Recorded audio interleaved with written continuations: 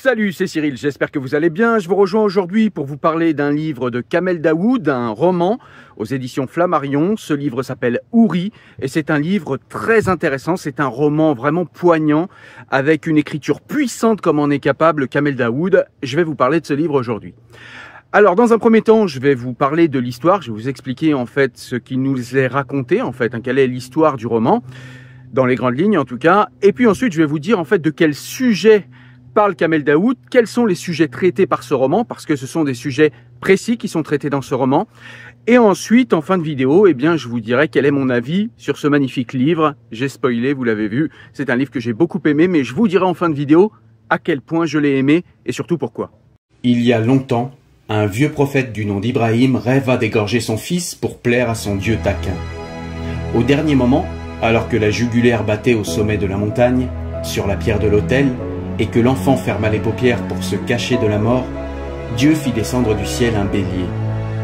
Le fils fut ainsi sauvé, pour un temps au moins, car ensuite le fils fut abandonné dans le désert, comme le raconte le Coran.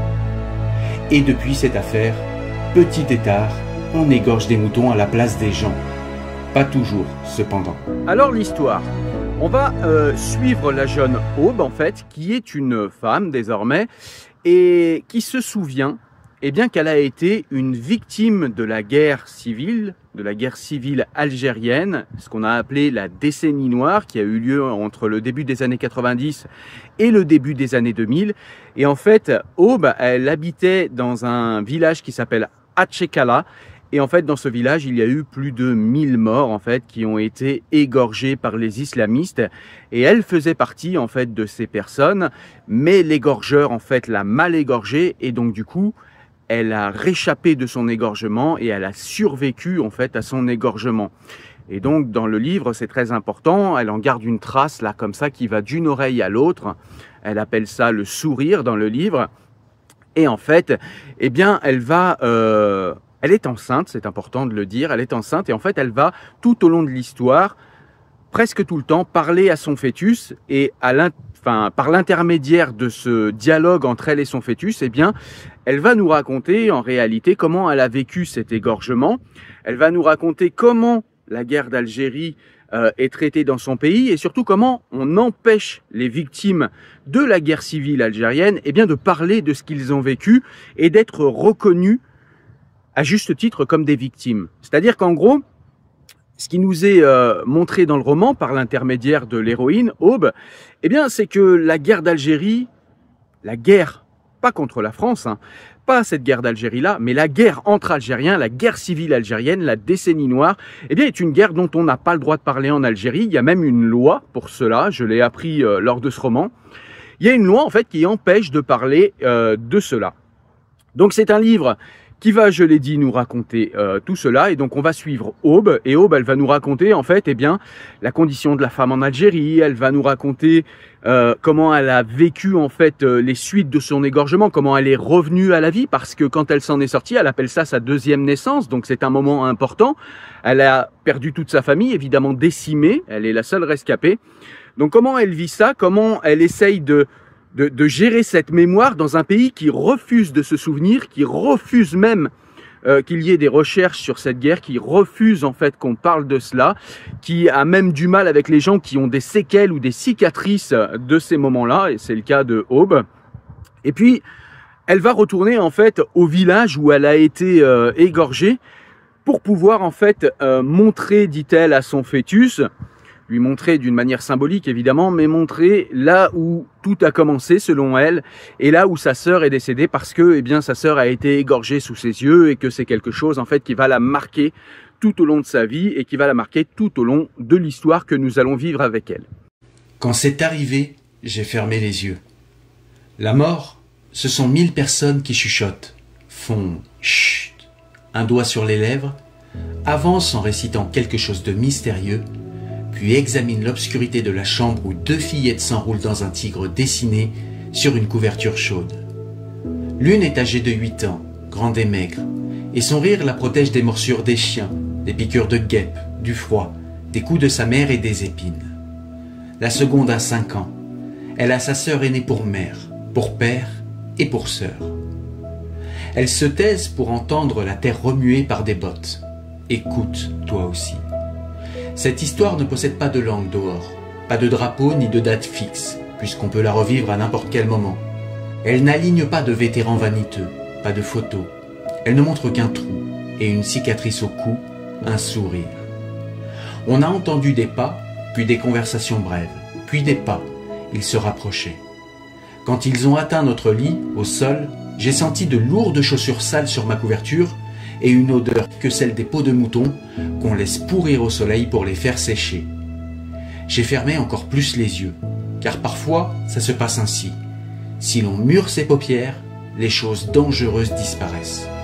On se réveille au matin sans plus un souvenir. Un unique chien oublié des tueurs aboya et il continua toute la nuit comme une bête en fuite.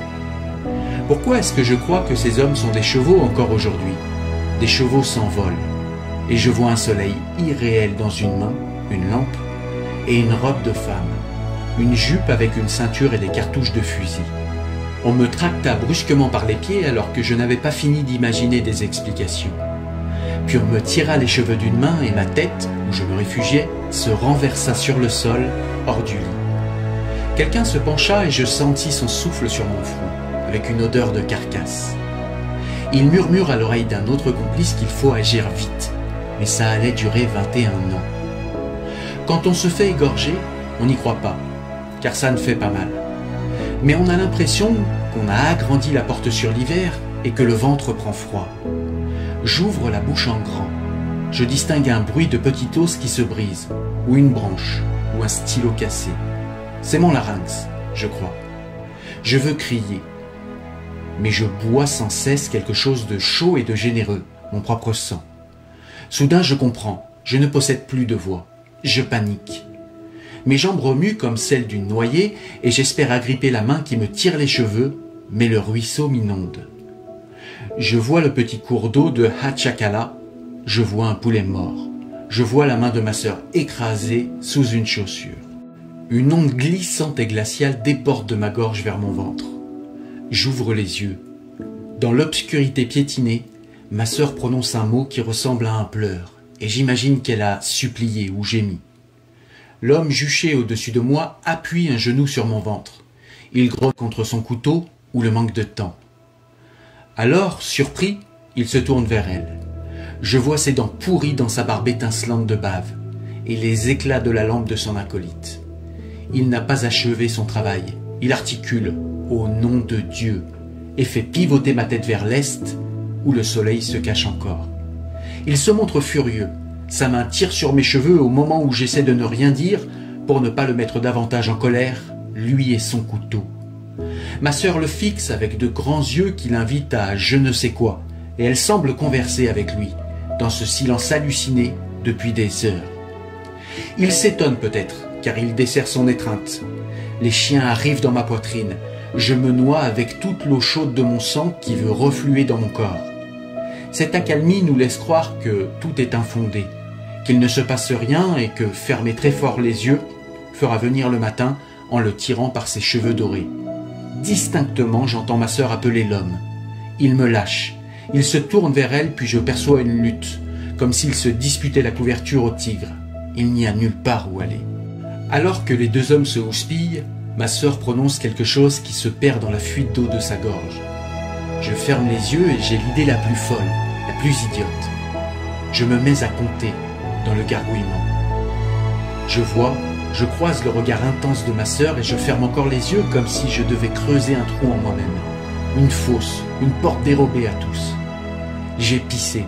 Je sens une eau gelée arriver entre mes cuisses et me mordre. Je sens la gêne et j'estime avoir commis une faute. Je pense à ma mère et à ses complaintes. Dehors, un chant s'élève, et cette fois, il veut autre chose que sa part de terre. Ma mère chante, se tait, reprend le chant, se tait, reprend. Sa voix me paraît tellement belle que je veux la rejoindre avec ma gorge ouverte. Peut-être que mon père va surgir si j'ouvre les yeux et que les hommes se contenteront de nous voler nos biens. L'un d'eux murmure un nom étouffé. Je fais la morte. Encore un peu et je suis morte. Dans la lumière de sa lampe, j'entrevois le tueur. Il se retourne vers ma sœur et lui sectionne la gorge d'un seul mouvement soigné. Elle semble éclater d'un rire que sa main ne pouvait plus contenir et elle me répète une information que je ne peux pas comprendre. Des cris toujours plus intenses s'élèvent, le chant si beau comme des retrouvailles anciennes et l'odeur du feu me parviennent dans le désordre de mes sens. Lui, l'égorgeur, il s'attelle à bien mener l'offrande vers Dieu. Il peine un peu. Ma sœur est plus âgée et se débat avec plus de force. Je le sens, la couverture qui glisse vers elle. Je suis gelé comme une eau enterrée quelque part entre deux villages en hiver. Je sais que si j'ouvre les yeux, l'égorgeur va voir que je suis encore vivante, que sa lame ne m'a pas traversée entièrement. Je pense aux fêtes lointaines. Et ma mère chante au loin, s'interrompt, puis reprend dans la nuit une vieille complainte. La couverture au tigre va puer l'urine. Tout cela va finir. Le hameau en bas ne prononce pas un mot, et ses habitants remontent comme des fourmis dans mes jambes. Quand on est égorgé, on attend, puis on tombe dans le sommeil, je crois. Je ne me souviens pas de toutes les sensations, mais à un moment, je n'ai plus de main, et mes pieds bougent sur des marches inexistantes. Je trébuche couché sur des escaliers que je n'ai vus qu'au village. 33, 34, 35. Si j'ouvre les yeux, il va revenir vers moi. Et si je les garde fermés, ma sœur lui répète quelque chose. Sa voix étouffe dans l'eau inexplicable. Ma mère cesse de chanter. Voilà ce qui arriva et n'arriva jamais, nulle part. Ce n'est pas écrit, sinon avec quelques tatouages et des cicatrices. Il n'y a pas d'histoire pour ce genre d'histoire. On ne compte pas de livres, ni de vétérans, ni de monuments comme pour la guerre d'indépendance de l'Algérie. Il va y avoir également dans ce roman des gens que Aube va rencontrer, notamment un libraire ambulant qui est très intéressant et qui en fait lui retient, comme on n'a pas le droit d'écrire en Algérie sur la décennie noire, il retient de tête en fait eh bien, un nombre très important de massacres qui ont eu lieu, de gens qui ont été égorgés par les islamistes en Algérie, et qui dit devenir fou en fait de devoir se rappeler de tout ça, et qui dit devenir fou en fait d'avoir dans la tête tout cela, et d'avoir en tête finalement un livre qu'il ne peut pas écrire. Et il a cette formule, je trouve très intéressante et très marquante pour moi, c'est que les livres qu'on ne peut pas écrire rendent fou. Alors finalement, Aube, eh bien, elle va arriver en fait dans le village avec quelques aventures, vous allez le voir, parce que eh bien, décider de voyager quand on est une femme et qu'on est seul en Algérie, eh bien, c'est tout un périple et il va lui arriver pas mal d'aventures. Je vous laisserai découvrir, c'est pas majeur pour l'histoire, mais ça explique quand même la condition de la femme en Algérie. Donc c'est quand même intéressant en fait cette histoire que nous conte Kamel Daoud. Donc ça c'est intéressant, donc je le disais, elle arrive à son village natal, là où elle s'est fait égorger et là où toute sa famille est morte. Et en fait, eh bien, elle va se rendre compte que les gens sur place, parce qu'elle s'était imaginé en réalité qu'en arrivant dans le village, là-bas, il y aurait des gens qui se rappelleraient de ce massacre, des gens qui auraient gardé la mémoire de ce massacre. Et quand elle arrive là-bas, eh bien, elle se rend compte en réalité que les gens sont très violents et qu'ils ne veulent absolument pas parler de cette période et qu'il faut oublier tout ça. Donc c'est vraiment très violent pour elle. Et puis elle va recueillir également le témoignage dans son village d'une femme qui a été comment on pourrait dire ça, qui a été enlevée par les islamistes, emmenée dans les maquis, mariée de force et qui est devenue finalement une femme de terroriste contre son gré, vous l'avez compris, mais qui du coup à la fin de la décennie noire a été considérée comme une terroriste. Et encore une fois, comme symptôme et comme symbole de la condition de la femme en Algérie, Kamel Daoud nous raconte que, évidemment, si lors de l'amnistie qu'il y a eu à la fin de la décennie noire entre les islamistes et le gouvernement algérien, les hommes ont pu bénéficier d'une amnistie, y compris financière, les femmes, elles, n'ont rien obtenu et même si ce n'était pas leur faute, elles restent terroristes à vie finalement. Une femme ne voyage pas seule en Algérie, encore moins un jour de sacrifice. Il y a des choses que tu ne pourras jamais faire si tu viens dans ce monde. Par exemple, déambuler seul sous l'averse, t'asseoir seul sur un banc face à une montagne qui refuse de te parler, dans un jardin public, ou bien t'habiller selon tes envies, rire dans la rue, ou encore remuer un inconnu qui te collera dans le dos en croyant que tu es une prostituée, car tu as été gentille comme une plante d'intérieur. Tu te promèneras en groupe, dans les villes seulement, car dans les villages c'est impossible. Durant les heures creuses des hommes à la mosquée, pour visiter un cimetière ou marier un proche. Il y a des choses que Dieu nous interdit. Enterrer les morts, gémir sur une tombe, égorger une bête de sacrifice, hériter d'une part égale à celle de l'homme, s'épiler pendant le mois du jeûne, montrer ses bras nus, ou encore élever la voix, chanter dans la rue, fumer des cigarettes, boire du vin, répondre aux coups de pied. Il y a aussi un passage que j'ai trouvé intéressant, c'est quand Aube parle avec son fœtus. Donc elle parle avec son fœtus tout au long de l'histoire, je vous l'ai dit, parce que c'est par cet intermédiaire qu'on arrive à comprendre comment Aube vit, en fait, comment elle vit en Algérie, comment elle s'est remise en fait de son égorgement, comment elle est revenue au monde, comment elle est revenue en partie à la vie. Et en fait, il y a un moment qui est intéressant parce que elle dit qu'elle veut tuer son fœtus finalement, elle veut lui raconter son histoire, mais une fois que l'histoire sera terminée, un petit peu à la manière des 1001 nuits de Sherazade, elle lui raconte des histoires, mais à la fin, elle lui dit qu'elle va tuer ce fœtus parce que elle imagine que c'est une fille, une femme, et qu'elle ne veut pas qu'une jeune fille ou qu'une femme naisse en Algérie parce qu'elle dit que c'est trop compliqué pour une femme de vivre en Algérie et que en réalité ce pays n'aime pas les femmes sauf la nuit. Et je trouve ça très triste, mais ça dit beaucoup quand même des conditions de vie des femmes en Algérie, et c'est cela, je crois, qu'a voulu partager avec nous Kamel Daoud dans ce roman également. Alors voilà pour les grandes lignes de l'histoire. À la fin, ce qu'il faut savoir, c'est que finalement, Aube ne va pas tuer le fœtus. Je ne vais pas vous raconter quand même la fin de l'histoire, ça n'a pas beaucoup d'importance pour comprendre ce dont parle Kamel Daoud dans ce livre. Mais ça a de l'importance pour l'intérêt de la lecture de ce livre et il faut impérativement que vous lisiez ce livre. Je vous expliquerai pourquoi juste après. Mais avant cela, je voudrais tout simplement résumer en fait les sujets qui sont traités par Kamel Daoud dans ce livre.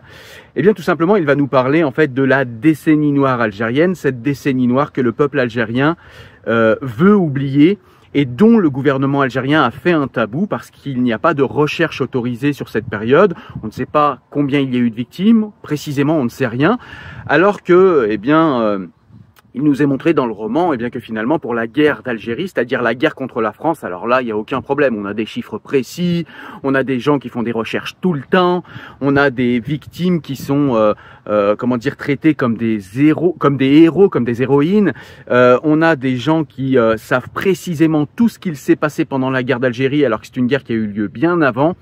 Mais pour la décennie noire, pour cette guerre civile, il n'y a absolument aucun chiffre précis. Il n'est pas autorisé de toute façon de faire des recherches là-dessus, ni d'écrire des livres là-dessus. D'ailleurs, le livre dont je vous parle ici, Houri, ne sortira pas en Algérie, malgré que ce soit un roman, pourtant c'est pas un essai précis, etc. Juste un roman, c'est déjà beaucoup trop. Donc voilà, Kamel Daoud nous parle véritablement d'un tabou algérien, d'une guerre que tout le monde voudrait oublier parce que les Algériens ont tué des Algériens en masse, certains parlent de 500 000 victimes, donc c'est pas rien.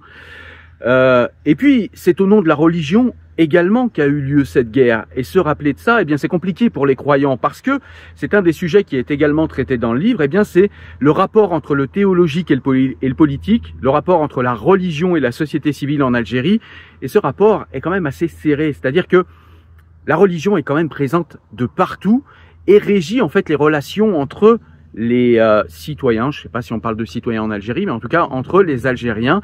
Et la religion est vraiment présente partout, y compris dans la Constitution, y compris en fait dans les règles qui régissent le quotidien des Algériens. Le paradis, ces arbres géants, ces fleuves, ces prairies vertes et lumineuses, mais sans les hommes. Peut-être est-ce mieux, non? J'avalerai mes 3 pilules et tu renoueras avec ta vie dans le miel et le feuillage. Pour te tenir compagnie, il y aura des femmes languissantes et heureuses, un grand royaume de Houri, sans menstrues, sans pellicule dans la crinière, sans poils. Le vendredi, presque tous les imams en parlent en détaillant les 1001 délices de ce lieu réservé aux fidèles. Vous, les Houris, vous pourrez jouir d'un infini territoire d'ors et de bijoux où vous ne cuisinerez pas, ne nettoierez pas les sols crasseux, n'accoucherez pas en hurlant, un lieu où vous ne serez pas battus, violés, et où vous pourrez vous promener nus et rire dans des fleuves de vin. Le vendredi, nous nous taisons dans mon salon pour écouter ces prêches enflammés. Entre midi et 14 heures, nous n'avons pas le droit de passer de la musique, ni d'élever la voix ou de rire. Nous entendons l'imam nous raconter cet endroit et nous aussi, nous en rêvons. Un espace d'un jardin d'Éden égal à la moitié de la corde d'un arc est certainement meilleur que toute l'étendue sur laquelle le soleil se lève ou se couche, jure-t-il. Les habitants du paradis y mangent et y boivent sans pourtant avoir ni défécation, ni morve, ni urine. Leur nourriture ne provoque chez eux que des rots ayant le parfum de musc, promet-il. Et les houris comme toi. Allah a couvert leur visage de lumière et leur corps de soie. Elles ont le teint blanc, les habits verts, les bijoux tressés. Leurs encensoirs sont faits de perles et leurs peignes d'or. Elles disent « Nous sommes éternels et nous ne mourrons pas. Nous sommes les heureuses et nous ne connaissons pas la misère. Nous sommes celles qui demeurent et nous ne partons pas.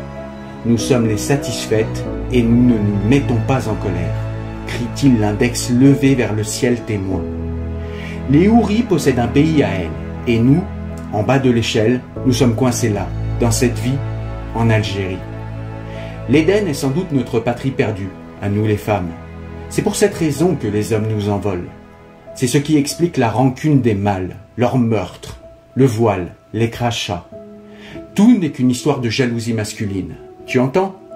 Dans ce livre est également traité le rapport à l'histoire et à la mémoire du peuple algérien. Il nous est conté également ce qu'est être une femme en Algérie, et donc du coup ce livre traite également de la condition des femmes en Algérie et du fait que parfois cela a tendance à régresser plus qu'à s'améliorer finalement. Et puis on nous parle également de la manière dont on traite les victimes du terrorisme, la manière dont cette fameuse réconciliation forcée à laquelle a opéré le gouvernement algérien, est un traumatisme également, parce que, il n'était plus question de juger les tueurs, il n'était plus question de juger, de faire des enquêtes, de trouver les coupables et de venger, ou au moins de rétablir la justice pour les victimes. Lors de la réconciliation, Kamel Daoud nous dit que finalement tous les égorgeurs sont descendus du maquis. Ils ont tous menti en disant qu'ils étaient des cuisiniers des terroristes, mais qu'ils n'étaient pas les égorgeurs, qu'ils n'étaient pas les terroristes. Évidemment, comme il n'y a pas eu d'enquête, il n'y a eu aucune vérification. Et donc, du coup, tous les égorgeurs ont été pardonnés. Et on a décidé, au sens symbolique du terme comme au sens propre, d'enterrer les victimes, d'oublier les victimes et de ne jamais rétablir la justice pour tous ces gens qui sont morts. Donc voilà de quoi nous parle ce livre au niveau des sujets qui sont traités. Alors il y en a d'autres qui sont moins importants, mais en tout cas ce sont les sujets principaux qui sont traités dans ce livre. Alors maintenant, en conclusion, pourquoi j'ai aimé ce livre ? J'ai aimé ce livre tout simplement parce que, contrairement à un essai qui parle de la guerre d'Algérie, qui parle de la décennie noire, ça m'est arrivé d'en lire,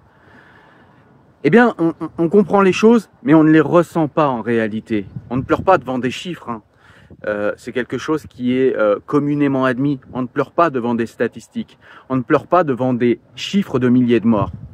En revanche, ce que réussit à faire avec beaucoup de talent Kamel Daoud dans ce livre, c'est nous faire ressentir ce que peut ressentir une victime. Nous faire ressentir ce qu'ont ressenti tous les gens qui ont été victimes du terrorisme en Algérie. Kamel Daoud nous fait ressentir également ce qu'est être une femme seule en Algérie, une femme sans tuteur. Il nous fait également ressentir les injustices et les tabous, la chape de plomb qu'il y a sur ce tabou de la guerre civile algérienne. Et quand on ressent les choses, on les comprend autrement que quand on comprend avec l'intellect seul. C'est magnifiquement écrit. On a l'impression d'être dedans. C'est un roman qui n'est pas linéaire, c'est un petit peu désarçonnant au début, mais quand on rentre dans l'histoire, c'est plus du tout gênant parce que c'est bien fait, parce que c'est bien écrit, parce que l'écriture de Kamel Daoud est une écriture puissante. Ça parle également à nos souffrances universelles, parce que dans tous les peuples, finalement, nous avons également des tabous, nous avons également une condition de vie à interroger. Et donc, du coup, c'est un livre qui, même s'il parle d'une époque particulière, avec des conséquences particulières, c'est un livre qui peut parler également à notre humaine condition, à l'universalité de notre humaine condition, à l'universalité des souffrances humaines.